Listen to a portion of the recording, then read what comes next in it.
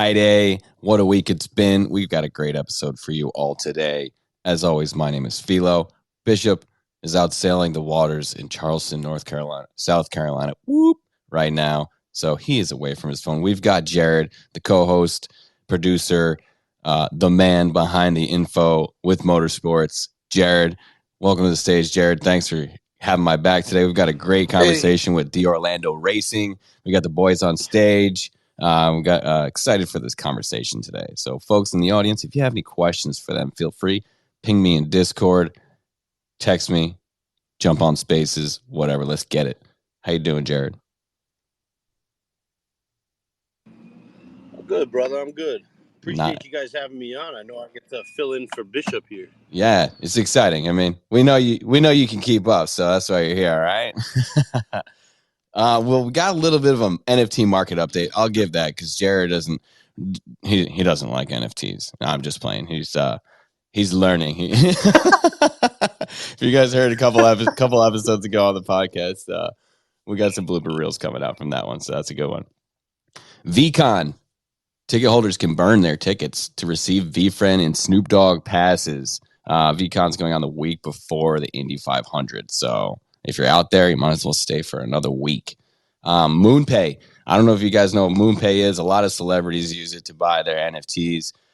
ENS, which is the .eth domain name service, they've partnered. You can buy these things with fiat currencies and bypassing all the needs for cryptocurrency exchanges, which is pretty cool if that's what you're into, you know? Another thing, Tornado Cash. If you guys don't know what Tornado Cash is like a way to wash your money, essentially. You throw in cash from a wallet and mixes it up, spits it out to another wallet that's essentially not traceable for you. The developer, Alex Parstev, he will be released from Dutch jail. He's been there since August. Obvious suspicion there with money laundering. So we see a lot of that in the space. You know, hide your keys, be safe, get your own back. Don't use Tornado Cash unless you're running a VPN. Not financial advice. Meme coin season is back, ladies and gentlemen. I'm trying to rip through this quick because we've got an exciting conversation. Meme season is back. We got Pepe token, okay? Pepe token. I was trying to buy some yesterday. Gas was redonkulous as a result of Pepe token dropping. Pepe is like Doge, you know, it's like Chad. There's like a bunch of these meme coins, but meme coins are pumping. Typically, that is an indicator that there might be like a little bit of bullish sentiment coming into the market, which is exciting because number go up. Gwei pumps over 115, which is something you don't really see in a bear market, but MF's buying Pepe. Now, the reason you're all here for, the D Orlando family. We've got Michael, we've got Nicholas up on stage. I see Sherri down there in the audience. Hey, Sherri, what's going on? Thanks for helping set this all up. We've been texting back and forth, the group of us, getting this all going. Super excited to have you up here, guys. I guess we'll start with Michael because I see you first. Let's just introduce yourself. You know, tell us who you are.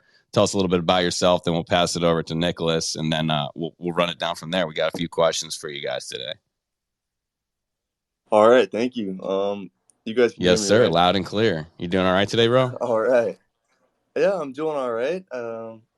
Just getting. I'm here at school in North Carolina at Charlotte, so I'm getting some work done, and you know, just the usual 21-year-old things at the moment. Right. But yeah, I mean, my name is Michael D'Orlando. I'm a 21-year-old college student at University of North Carolina at Charlotte. And I mean, my family and I were all from New York, Westchester County, and that's specifically Hartsdale and White Plains area. But other than that, I'm a race car driver in the USF Pro 2000 series and the 2022 USF 2000 champion. Let's get it. A little bit of air horn for him. I mean, hearing all those things, you say you're here at school in Charlotte. I live, 20 minutes away from you guys. I was down in the city last night for a Wheezy show. Let's get it. It was a whole vibe. Also, I grew up in Orange County, New York, the county just across the river from you guys. So it's, it's pretty wild. Just outside the town of Newburgh. right across the bridge awesome. there. Yeah, that's pretty close. I know, super close. It's really cool to have this. Nicholas, what's going on, bro? Do you like Nicholas? You like Nick? I mean, I've seen it both ways. Hey, Nick is easier, so I typically go by Nick. All right. Just for simplicity, because Nicholas is like 3 syllables, and that takes a lot of time to say. Only when you're getting yelled at does Nicholas come out, right? Oh, yeah. Definitely comes out when I'm getting in trouble. Well, tell us a little bit about yourself. Big bro, little bro, you know, I know some of the answers, but I want you guys to give them out for the audience here. Yeah, well, my name's Nick DeOrlando. I'm little brother to Michael. He's a year and a month older, but I'm 20 years old. Well, just turned 20 on Easter, actually. Happy birthday. And thank you. I go to school down here at UNC Charlotte as well. I actually live with Michael in an off-campus apartment. So we're roommates. I race currently in USF 2000, and I'm the 2021 Formula 1600 champion in the United States. Let's go. We got some champions up here on stage. I know Jared's got something to say to some champs. That's pretty wild that the championships are running in the family. What?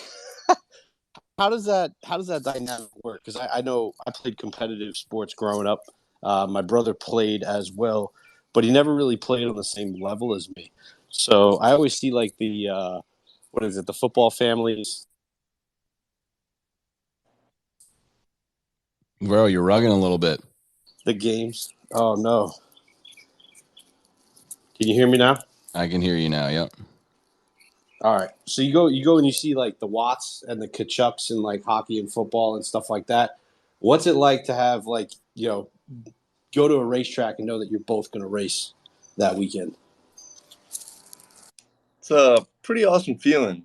Growing up racing go-karts for a while, Nick and I, since we're only a year apart, it's not very uncommon for us to race against each other, at least back in the go-karting days.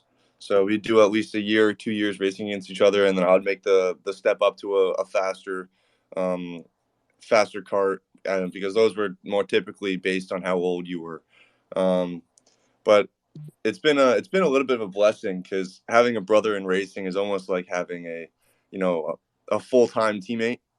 Even if we're on different teams, we're always pushing each other to be better, and it's a pretty cool feeling, because even if we're on separate teams, we're all still learning from each other, and whether or not that helps us out in the long run is, it mostly does, but it's always a blessing. But nowadays it's not as much as it was then. I find that the dynamic that we have now is more towards what do you call it? Trying to let each other shine in different series. So in 2021, Nick raced F1600 while I raced USF 2000. Last year he was going to do juniors and then switched to 2000 halfway through, and then I won the championship. So we're trying to move on from to different categories, not because we don't want each other there, but more so that we can let each other shine in different categories. So I'll be one category ahead of him in like USF Pro 2000, and he'll be in USF 2000. So if I win the championship, that's not going to take it away from him either. So that's how we're seem to be doing things at the moment.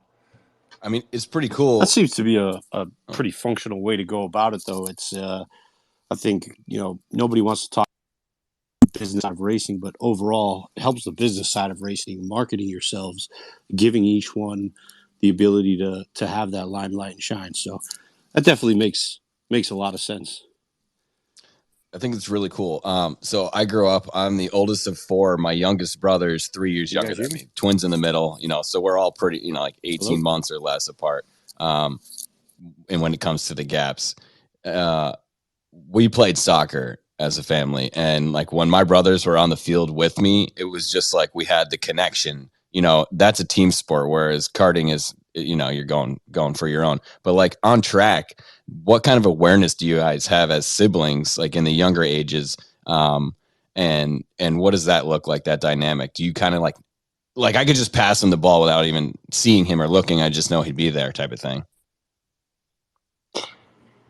Yeah, so there's definitely that level of chemistry when you're on track with each other, knowing, there's their driving style and stuff like that, because we've studied each other and helped each other so much over the years.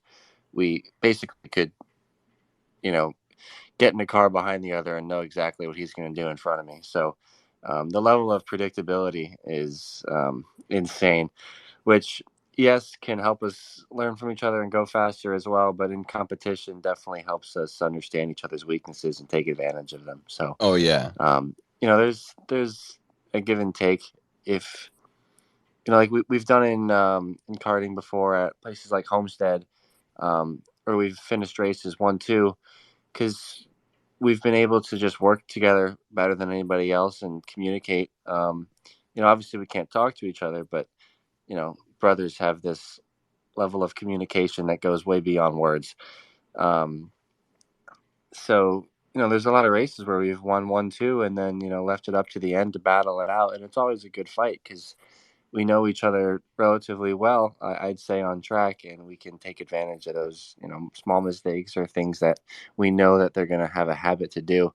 So it makes out for some good racing and some good results. I love it. That's kind of like the answer that I expected, to be honest. You have that intuition, like you said, that connection speaks louder than words. It's like a little subtle body languages, like you can really get a read off of your siblings. That's for sure. Now, I kind of want to get into D Orlando Enterprises LLC, Delk. I think it's Sherri. It could be Michael, Dad, down there on the D Orlando account. But who do we have down there? Well, I think you got Mom, Sherri, and I think Dad is also one, but on the same account. I'm not sure we can speak at the same time. Oh, interesting. I wasn't even sure that was possible. Welcome.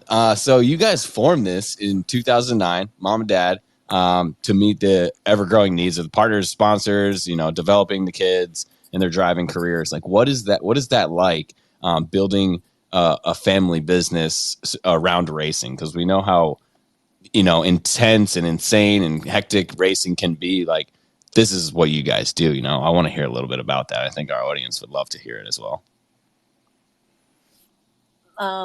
Okay, I guess I'll give it a shot, and hopefully Dad's got a mic that he can chime in also. The boys started in karts when they were 5 and 6, and it really just started out as this family thing that we did together. Dad was mechanic, and basically just told Mom still hasn't changed much, making sure everyone's dressed and karts get to the grid. And when it started to get, I guess you can say, real, we started in Oakland Valley and then expanded to the regional and the national scene. And then it really I think it formed itself.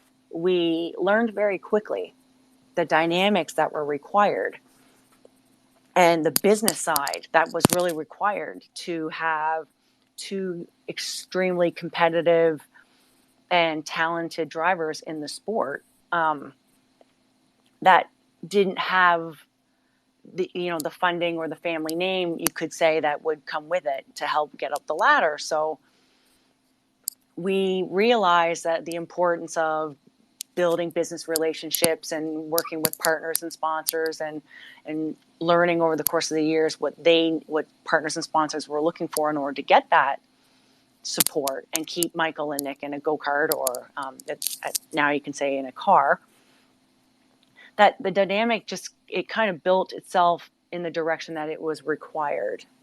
It was very much required for us to make it a business. Now, that being said, Dad, Michael, still has his full-time business, which is Focus Project Management. And I work full-time in Manhattan for an undisclosed company. So the D Orlando Enterprises side is very much the job outside of our day-to-day lives. And it's formed, I think, a dynamic amongst the family that has almost brought us all together even tighter. Yes, because we have a business and it is racing, and you are a family, you deal with the dynamics that could be a little stressful. And yeah, without a doubt, we'll have our arguments, but there's a common bond at Michael and Nick to some, kind of drive the ship a little bit when it comes to they want to, this is what they want to do for a living. And we know the business side is really required to do that. The success of the business ultimately relates to the success of their careers. And what we do is we have learned to build a network of companies and corporations and to use what the motorsports industry has to offer. Marketing and activation, event experiences. Like you guys have been to St. Pete, you've been to a lot of these races. It's such a unique atmosphere. Yeah. But we also found that the business that can be built there is absolutely an incredible opportunity for people outside of the sport.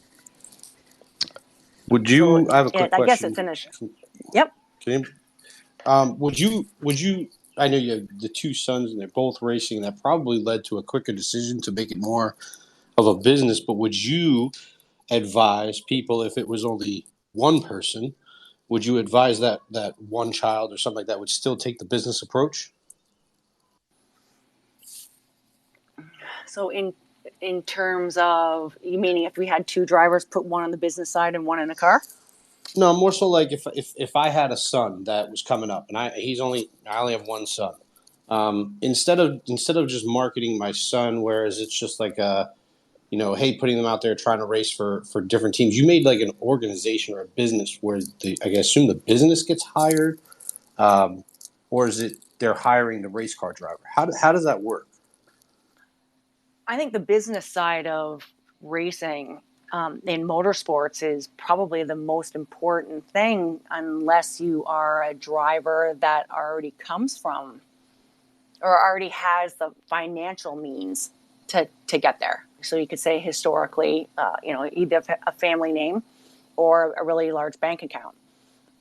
But I would advise, even from a young age, you need to build a brand and try to develop yourself as a driver so your success on track. But in order to be on track, you need to develop that business side, because that's what actually puts you in a seat. So in our aspect, we will say people hire Delcy. We call it Delcy, D. Orlando Enterprises, LLC. Oh, not Delk, like I was saying. Delcy is a much better roll off the tongue for sure. Yeah. So we work with partners and they work with Delcy, which Michael and Nicholas are part of. And then they have their own brands, and Michael and Nick, for that matter, are the avenue for the marketing aspect. They're the race cars for the billboards. They're the drivers that are bringing the show, right? The marketing people, our guests, our partners, they bring guests. They get to talk with Michael and Nick, drivers that are on the track. And they get a one-on-one meet, greet. You get to go into the paddock with the drivers and understand what their world is like from being in the seat and meeting their teams and walking through the paddock. And then Michael and Nick are, very closely connected, and we have a lot of friends in the IndyCar paddock. So I'd say the Delcy side, business side, is primary, but it's a marriage. It doesn't work unless you have all aspects, the business side and the driver side. It's got to be a well-oiled machine to, use the cliche as it goes. That environment that you create within the family and then separating it through the business it's powerful. I mean, it definitely brings people closer. I know from experience, working with family, and things like that. It's a cool element to have that level of connection on a team. And I think it speaks. We're talking to the champions here, it definitely, in my opinion, at least elevates the level of competitiveness you can have, because you have that support with you on the track. Yeah, very much so. And it's like it's such a unique thing. You don't see a lot of it in the motorsports paddock at the moment either. Like it's a completely family owned it is completely family owned, and all four of us works, together to all make this happen. It's much more rewarding You at have that point then too, right? Because you guys brought it from the ground up. It's in the bloodline. It's what you guys want to be doing. Yep. You guys are doing 1970s type racing in 2020 current. Like, it's a family thing. It's like the family goes to the track, they build their own team, they bring everybody, and then they get it done. And that's how it was. Like, that's what SEMA was back in like the 70s with the Williams and stuff like that in Formula One. And it seems like you guys are just doing the same thing. Yeah, we just, we put everything we have behind Michael and Nick, and we just don't have the ability financially, I guess you could say, at this time. We work with a gentleman by the name of Art Wilmus of Rising Star Racing. He partners with Delsey. So he has been instrumental. He helps from the business aspect and the business side. But over and above that, like, we don't have the outside resources to, bring in, the boys don't have their own management team, as you could say, that a lot of drivers. Yeah, that was my next question. Are you guys, as mom and dad, the managers? At the moment, we are, as mom and dad, the Let's managers. go. Let's go. So, what's the learning curve been like for you, coming from outside the business now into the business, being a manager, doing all that? What was the learning curve for somebody coming from outside of that, being brand new to it? I think the learning curve for us was probably for Michael and I, and hopefully he can, chime in here shortly. It was a huge learning curve for us, as much as it was for the boys learning how to, to become race car drivers. We're first generation across the board. My both sides of the family, like my grandmother, my dad, Michael's side, my husband's side, like, they're all car enthusiasts, all race car people, but we never had experience jumping into a paddock at this level. So we're learning along the way, and people will say, that have known us for the 15 years we've been in this, we pretty much made every mistake going. We've done that. But we also say, I think we're stronger for it because we've had to wing it. And I think that's also what makes us unique, and what's also driven and is a key ingredient to Michael and Nick's success. That we get knocked down and you try something and it doesn't work, but you just keep plugging away, and eventually something gets it right, and you just take from that and learn for the next step. Very well said. Very well said. I brought Cam up here. I'm going to kind of put her on the spot. From one girl boss to another, I know that Cam would definitely have some questions or some comments related to this and what it's like.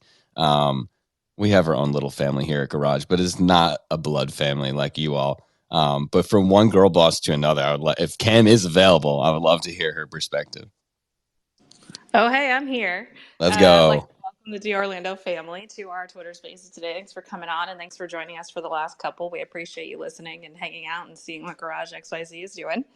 And yeah, I love to see women in motorsport, moms supporting their son drivers, myself, trial by fire, just having been a fan for so long, and now basically running a company that's attempting to sponsor drivers who, just like the Orlandos, do not have the family funding in order to race, but definitely have the talent.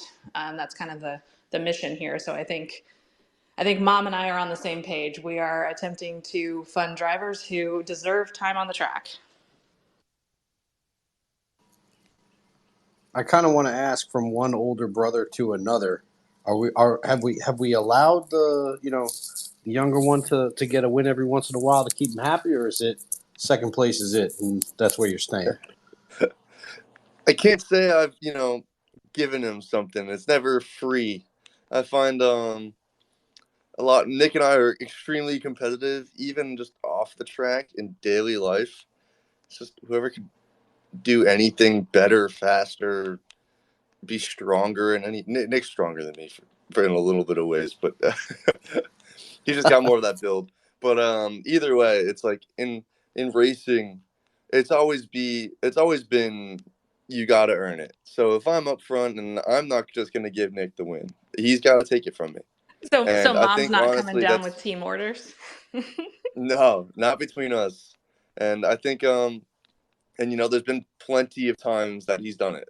And I'm super proud to have a brother that's just as good in a race car as I am. And well, depending on who you ask, is gonna be better or worse. But but I think throughout our entire lives of 15 years in racing, that Nick and I have become pretty good because of each other. And it's not because of the fact that I let him win. It's because if Nick has the chance and he's going to go ahead and get the win, and I need it for the championship, maybe that's the only time he'll do it.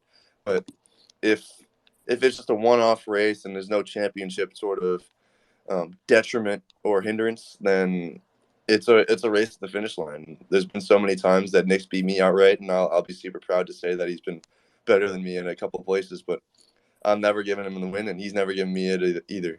Now, Nick, if this I like was to happen, how would you feel? Like, would you feel like you earned it? Probably not, right? Definitely not. No. We don't like giving each other handouts. We're not the handout type. I'm gonna fight him to the end for it, and he's gonna do the same to me. So, You guys ever have like any wrestling matches over like past races in your apartment together? Like, oh man, like you threw me into the wall on that one or something like that. You like reliving the races over the dinner table type stuff. Like that kart race back in so and so in 2012. You remember that?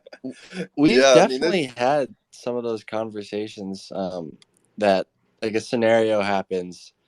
I don't know, like we get thrown into some strange situation, just like a regular life situation. And there's always been some sort of event sometimes you can compare it to. You're like, oh, this was, like this is what this felt like or something like that. But, every once in a while you get into conversation with somebody else who's asking us questions about, who's better or who did what. And then, one of us brings back a race and it's like, oh, no, I whooped your butt here. And then, banter back and forth for a little while. I So always think like sometimes, if we go back to Nick, if we go back to like Motorsport in those days when we were racing EKC, that was like me and you just back and forth, no one else. And that's we definitely dominated. We went up yeah. to Canada, except for that one Canadian Nationals. Oh, what was that kid's name again? He's like the French That's Canadian. irrelevant. I don't remember. But second, third will do.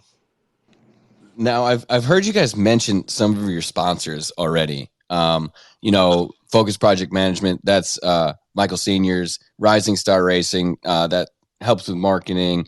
Priority Tech, the UFC gym to get shredded. That's where Nick goes the most. This run, I'm guessing. And Motor Media.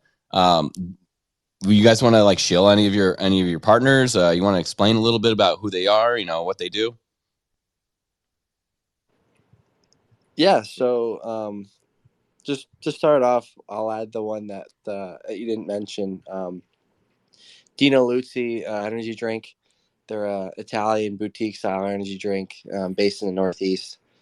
They're very small, local right now. You can actually acquire them through our Talk Shop Live link. Michael and I go on there every once in a while, and we do these live videos and promo videos.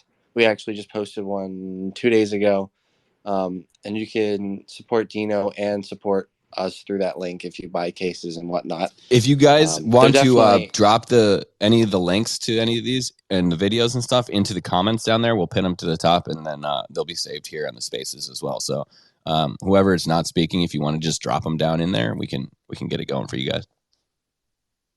Yeah, that works. Mom or Michael can do that at this moment. So that's our energy drink partner. From everyone we've had try it, like all of our friends, ourselves, of course, we've done little tryouts. Like people can taste them at. We did that at St. Petersburg. We had people taste them during the autograph signing. Everyone seems to love it. So a lot of my friends down here are like, I don't want to buy Red Bull, I don't want to buy Monster, I want Dino, but they got to go online and order a case. So that's a big person we're pushing for right now. Priority Technology Holdings, our other partner that's new this year. They're the, I believe, 4th largest non-bank payment processing company in the United States, or actually in North America. I guess that includes Canada as well. I'm not 100%. I think it's just United States, but they are a big supporter of us right now. That relationship comes from a high school friend I grew up with, been a best friend of mine for some years now. Rising Star Racing, as we mentioned earlier, is our support from Art Wilmus. Rising Star Racing has the likeness of other drivers that have come through the ladder series, like Joseph Newgarden is part of the Rising Star Racing program. Spencer Piggott was part of the program. So a couple of big names there. Focus Project Management is our dad's company, Michael D'Orlando. He's actually not senior. He has a different middle name, which a lot of people seem to miss that. But, that's not something people know, I suppose. You don't always introduce yourself with your middle name, I guess. So, Dino, Rising Star Racing, Focus Project Management, Motor Media is a contact we have back from New York. A buddy, we call him Indian. He goes by Indian. He helps us when we make shirts, or he helps us with connections to make hero cards and put on events and stuff like that. And then we have UFC Gym Mamaroneck, which is a local gym in New York. That connection came from an alumni through our school, Iona Prep, our high school, and I guess our grade school as well. We got in connection with him, and they support us by, being our place of fitness. We go there, we do our training classes, we have one-on-one training with boxing coaches. Other coaches there, extremely professional. Some of them actually in, major league or major fighting. Anywhere from MMA, jiu-jitsu, Muay Thai, boxing, kickboxing, a whole array of stuff. So we go there a lot when we're back home in New York to get. No wonder why you guys are so calm. You guys are beating the snot out of each other in the UFC gym. Yeah, that's about right. We try not to do much sparring unless it's really beneficial for the hand-eye coordination stuff, watching punches come at you and whatnot. But it's not ideal to hit each other, especially before a race weekend. So yeah, that's for sure. You want to have your wits with you. Now, I'm not sure you guys know that there's like a 4-inch difference between Michael and Nick. So the reach is slightly stronger on Michael, but he has to try to keep him at bay because you don't ever really want to get hit It's like by Nick. Tyson and I was Klitschko. about to say that. I don't think anyone really wants to get hit by Nick, not even me. but Michael doesn't want to go to the floor with Nick. I have a feeling that Mom has been the referee for quite a few tussling matches over the years. I can say they don't really, fight that often. So we kind of let it go until it gets, it doesn't really get real that often.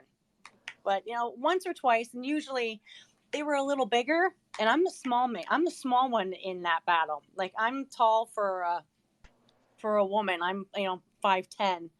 And I'm the short one in the family, so I like to kind of dad wait a minute, because he's at the gym all the time. Wait a minute, how you're 5'10" and you're the small one? How are you guys getting into these cars? Don't you have to be like I saw Jackie Stewart on television the other day, and they had to pan down to him when they went to the right.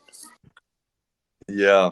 So like George Russell, Jensen Button, they're all like 6'2". I am 2 to 3 inches taller than them. Sheesh! Oh my God!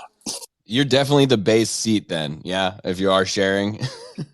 Yeah, and we always make a joke that I have to cut off a little bit of my shins every time I get in the car. Oh, man, lots of scrapes there, I'm sure. He's getting ready for the race weekend. He's getting a haircut to make his helmet sit lower. Right. I've got a question. Do you guys share a race engineer? They don't race together, so no. I like how Mom answered that question, even though Michael's right there. I honestly My brain was trying to process what was being said. Nice. No, we don't share an engineer. We race for two different teams. But if we were to race for the same team, even in different classes, that would probably be a possibility, but not at the moment. No. Now, what does the rest of 2023 look for you, Michael? What's it look like? What's in the pipeline? What do you guys got coming up? Because I know you're in school, so that might interfere with some races and things like that. I'm not sure. I'm just speaking out of ignorance, honestly. But what does the rest of the season look like for you? Rest of the season is obviously I'm going to finish out this USF Pro 2000 championship with Turn 3 Motorsport. And I mean, if you guys haven't seen the car, it's the #1 red, white, and blue car. With it's pretty good looking. But yeah, hopefully finish out the rest of that championship. Try and find the last little bit of funding that can get us all the way through. And other than that, just probably take 1 or 2 online classes over the summer, and so I can at least keep up to date on my course credits.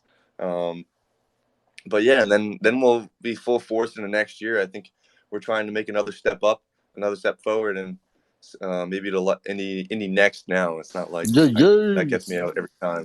Don't worry, everybody in Indy Next still calls it Indy Lights. It's confusing for sure. Just like everyone calls my series Indy Pro still, even though it's USF Pro, but it's the same. It's the same thing. Yeah, just try and finish out what we've started, what we've put ourselves on the path for here in this 2023 season. Nick is in the similar boat too. Obviously, he didn't do Sebring because of financial constraints. So we're just trying to see if we can bring in the last little bit of cash that we need to finish off the rest of the season and move on from there. I don't know. Do you guys have any other thoughts on what else we could be doing this year? Yeah, what you got, Nick? What you got? Well, unfortunately, like Michael said, I didn't get to go out there and race in Sebring. Although I did get to run St. Petersburg, which was my first time there after watching it 3 years in a row. So that was pretty sweet to get out there finally. It was a good weekend. I led my team in points in USF 2000, which was pretty cool. And, we definitely wanted to get back out there for Sebring, but, unfortunately couldn't make it happen. So the goal since then has been doing whatever I can here in Charlotte and on the phone and whatnot, trying to find every little way I can try to support myself and get back out there for some other events this season. May's coming up pretty quick. Hopefully we can get out there for IMS, the Indy GP, and the Oval would be pretty sweet to tackle as well, given that I've never done that before. So this season, of course, is no longer going to be a full season, even if we get the rest of it because we missed Sebring. So the goal would be to get on the racetracks that I haven't been to before and the ones that, experience is beneficial, like the Oval, and, go there, learn as much as I can and be prepared for potentially a full season next year. But we've also got a couple other things that we're doing. We both got our FIA ratings. We're both silver rated drivers, fortunately. Let's go. Congrats. So we are, thank you. We're looking at potentially seeing if maybe there's opportunities in the sports car world, whatever that may be. And we've, if you have seen on our social medias, we got to do a little bit of experience driving in the Dallara EXP, which we were fortunate enough to get invited out to do. And I think we might be able to do that a couple more times this year, showcasing the new Dallara EXP, which is the race variant of the Dallara Stradale that's sold overseas. So that's awesome. It's pretty exciting. So I got to ask a quick question here. Michael, what's the 6 Subi that you reference in your profile? Oh, hell yeah. I've got a 2013 Subaru WRX hatchback, and it's in a dark blue pearl blue. Well, I'm forgetting the name of the color. It's like the darker blue color. It's got a little bit of purple in it too.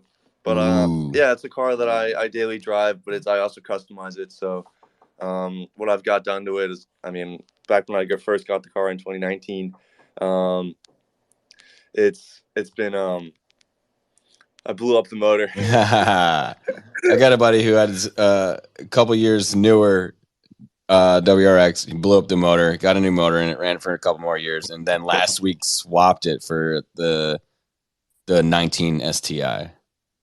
Oh, okay. So yeah, the 19 STI. If you know anything about Subarus or a big car guy, the 19 STI has a new engine straight from the Type RA, and we call that the Type RA block, and that's an engine that's capable of 700 horsepower stock, and it's a really solid motor to put in your car. I didn't go for that one. I went for an IAG 500, which is still an updated, upgraded version of that motor. But I only did the bottom end, so I did that plus rods, pistons, and then everything else. I did a little bit of suspension work here or there, but it's a pretty awesome car to drive on the street and have a little bit of fun on the back road too. But I won't go too into that. If you ever find yourself in California, I've got a friend with a rally track on their farm, and we should go racing. Maybe I might have to in a couple of years. But I mean, at this moment, I'm just trying to keep everything super cheap. A lot of stuff that I've been looking a lot of time on a Facebook Marketplace to see what I can find for a little cheaper to throw on the Subi, because getting new parts is a little expensive. Have you seen the video of the kid sitting in the engine bay, and they're like, all my friends are like, don't buy that Subaru. I'm like, nah, the Subaru's good. It'll last forever. And he's like taking the engine out. Yeah. I've seen a couple of those. I've seen a couple of those videos where it's like, first Subaru, 8th motor. Yeah, actually, come to think of it, my brother-in-law used to have a WRX, and he needed a replacement also. Yeah, I'm actually quite glad, because whenever you go and upgrade the motor, if you try and get like another OEM stock motor and you throw it in there, it's gonna blow up again. Might as well just upgrade that, save yourself some money in the long run, just by going a little bit more in the hole initially. But yeah, it's been a pretty good build so far. I've taken a little bit of a back step right now to make sure I'm focusing on college and racing for that build. But if I can continue to bring in some more personal cash, then I'll keep you guys updated on the project. Yeah, another tidbit actually with the Subaru motors, over the years we've once we got Michael's car, we tried to do all the research we possibly could on reliability and whatnot, and unfortunately when we got it, it had 2 modifications. It had an intake and an exhaust with no tuning, which those EJ motors do not like. That's that's real no-go. Good, though. That's how you do it the best. Yeah. So, it went kaboom, which, was inevitable at that point. And we put it together. Now it's a very safe motor, safe build. But, through further research, we've found that it's not only extremely common with that car, but it's extremely common with drivers. I believe we heard Kyle Kirkwood had to put 2 motors in his Subaru when he got one. Oh my gosh. There's another guy that had to go through the unfortunate realization of, maybe this thing isn't that reliable until you do some work. What happens if it doesn't have anything to do with reliability and it's kind of like the way you guys are driving it? Well, there's a lot of that stuff that goes online. It's like, oh yeah, no, it's all the drivers, it's all the people not keeping up with maintenance. But like, reliability is almost hand in hand with minimal maintenance, right? So yeah, you're right. Yeah, but from a parent standpoint, it's always who's driving it. Yeah. Until you read that from 08 to 14, there's a lawsuit for the motors because there's 14 variants and none of them work. Wow. That's bloody. Got it. Well, yeah. Other than that, Nick's got a pretty sweet Mark 6 Golf R that's he's put much less money into that, and he's already making more power than me. So, I like the Golf R, but I can't fit golf clubs in the back without dropping the back seats, so it's a no-go. I'm a huge fan of hatchbacks, though. 5 doors, I love them. Oh yeah, I don't have 5 doors. I got a 2-door Golf. Oh, yeah. Back seat removal coming up soon. Oh baby, roll cage next. Don't need those things, right? That's right. Hey, you guys are here. I mean, have you guys ever been to the GoPro Motorplex? I'm sure you have. Oh yeah, we've done a lot of what we were talking about earlier with back in karting days have happened at GoPro Motorplex, and I actually won a championship, national championship there in 2013. Let's go. So we've got a bunch of It's experience awesome, there. isn't it? Oh, I love that track. It's one of my favorite karting tracks, and probably in the entire world, really, because other than La Conca and a couple others overseas, and maybe one over here, like I'm pretty partial to Homestead Miami Speedway, the go-kart track there, even though it's just in a big parking lot. It's pretty fun. But yeah, this is one of the most fun ones I've driven here. We're gonna have to hit that up, the three of us. We'll go up there one Oh, weekend, for rip some sure. rental carts. You guys can show me how to master turn 8, that hairpin, because it's always a bitch. It gives me a difficult time. That corner's so hard. It's like it's a big like toss up between whether you're locking up the brakes or you're not braking late enough, and then just getting off the corner. The car just like likes to jump, and it's just it's such a weird corner. Yeah, and keeping those rentals, keeping the throttle going, like you really got to drag that brake, and it's oh yeah, it's a fun time though, man. That's like as close as you can get to like being. I mean, it's a proper racetrack, right? The rentals are like 55 mile per hour, ungoverned. Like, they're good. They're definitely good for rentals. Do they fit big boys? You can fit in there. Yeah, they do. You can fit in there. I think so. Yeah, I've seen. Yeah, you should come out. We'll get a whole group going. Yeah, it'll be sick. Oh my gosh, we definitely got to do it because I've been itching now that the weather's getting nicer about getting up there. It's like once spring comes around, it's like the first thing that comes to mind. It's like, yeah, let's go rip the carts. Well, I was hoping I could go in the next couple of weeks, but I mean, it's gonna be 60s all throughout next week. Yeah, been 80s all week, and now it's gonna drop another 20 degrees. Let's set it up then for. I'm looking at my calendar right now. Let's set it up for like end of May, early June. That works for me because I'll be gone for most of May. But let's do that. You guys got to sit here and set all this up and give us all FOMO, right? That's what it is all about, man. GarageXYZ meetups, baby. You already know where GoPro Motorplex is. You guys know where I'm at. Come on, let's have a rip around with the Orlandos. If I could come in third behind the two of you, that'd be fantastic. I mean, I'm a decent kart driver. Wait a minute though. Like I mean, at least you don't put targets on people's back. Because the last time I karted with you, a certain member of our team just Rob Woodham. It's got to be Rob. Yeah, it's 100% Rob. We were on the slick track just drifting around, and he was what's the going straight into people. What's the BOP on these go-karts though? Because I outweigh Philo by like 150 pounds. I don't know what BOP is, so maybe somebody else can answer that for me. Balance of power. It's what they balance use of performance, balance of power. Yeah, it's like what IMSA does, and endurance racing does to make sure that the cars are equal. Yeah, it's why the Porsche was competitive 2 years ago, and now it's not. Yeah, like Michael would have to probably we'd have to put like a big backpack on him with like weights in it to slow him down for me. Hey, we can figure out some weights like that. Yeah, I'm definitely bringing my GoPro though and strapping it to your guys' cart. Well, I can honestly say I don't think Michael and Nick have raced each other in an outdoor go-kart in a long time, so I actually want to see that. Let's go. You flying down to Charlotte? Dad and I may have to make a trip down for that one. That would be pretty epic. Oh, then we'll definitely require some planning. We should plan this out and get this set up. See if we can get some people from Garage out there and make it a thing. Yeah, that would actually be pretty cool. That would be pretty cool. I don't know how many other Garage members are like in this area, but I know Dink down there is in Charleston, a few hours away. He might make the trip. You never know. Isn't Barry out there too? Maybe. No, he's like I think he's like Virginia. Yeah, he's back and forth time to time. I think it's like an hour and a half plane for me, maybe. Yeah, it's real short. It's real short for you and all direct. This is gonna happen, guys. This is gonna happen. Let's go. I'm excited. I can't wait. Pew pew. You want it? Let's go. This is awesome, guys. This has been a great conversation. Do you have any questions for us in the last few minutes that we've got here? Is there anything that you guys want to plug? Anything else? Let's hear it.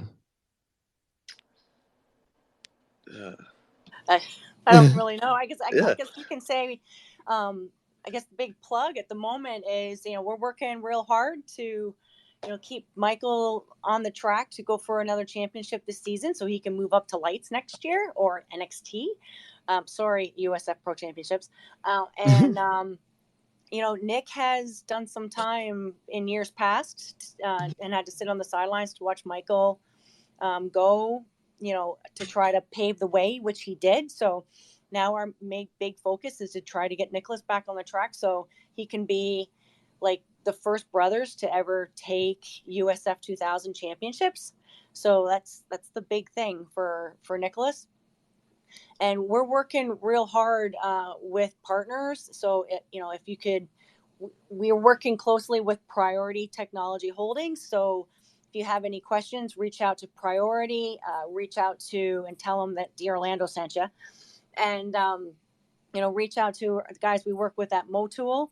But over and above that, like, we're just, making this work, doing it as a family. And, we hope to see you all at a racetrack. Yes. Hopefully even racing with your sons. That would be even better. Let's go. Well, thank you to the Dear Orlando family, Sherri, Michael Sr., Junior, Nick. They're not senior, appreciate junior. having you guys. They're not senior, junior, right? They don't have different middle names. Are you listening? I mean, yeah, that's just like Dad, Mom, Mike, Nick. You guys rock. Thanks for thanks for showing up. We really love having you. I've got your guys' numbers. You've got mine. Let's plan this race at GoPro Motorplex in a couple of months' time when the weather's warm. Before then, boys, I'd love to hang out with you, catch up, drink one of those energy drinks with you, and have a good time. Yeah, I'm kind of. Thank you all. I want to try one of those for sure. Right? Yeah, it sounds tasty. It kind of like reminds me of like Prime, but like not. No, better than Prime. Scotty, you should get one of those and drink it on the golf course and film one of your awesome videos. Okay, I will. I'll have to get some from you boys. If you guys golf too, that's a big thing in my life. So feel free to join anytime. Awesome. Yeah, we love to golf over here. But thanks, guys. Really appreciate you coming out. Everybody enjoy your weekend. Enjoy the rest of your Friday. Send you out with a banger as always. Cheers. Cheers.